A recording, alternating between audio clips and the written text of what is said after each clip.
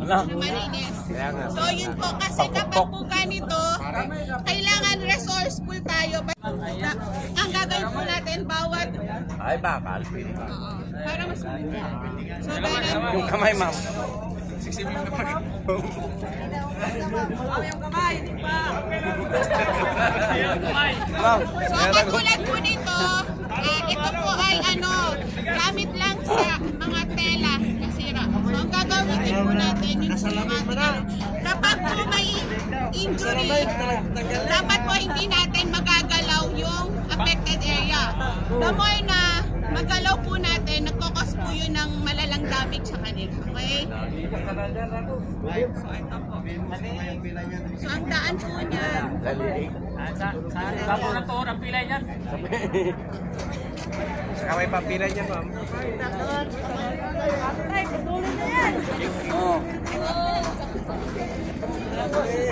Ayan yung bukura.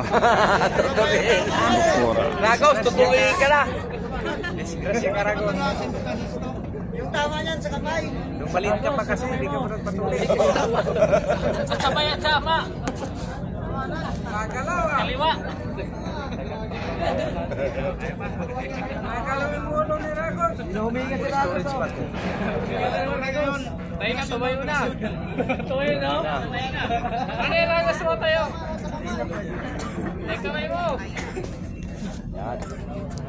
So ganito po ang kalalabasan. Basta nakasecure na kahit itayo natin siya or isakay natin siya sa spine board is hindi ito magagalaw. Okay? So yun lang po yung kasi the more po na magalaw, pwede pong lalong lumala. Okay? So si Doc naman po yung sa head injury po.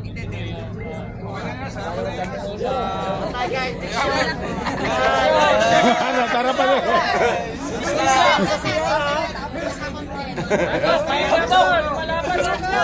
Diyan ka na lang.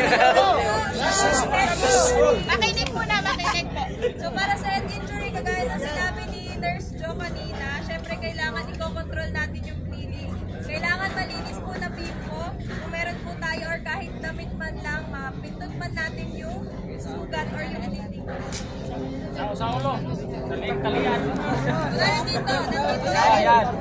Pag sa ulo, sugat.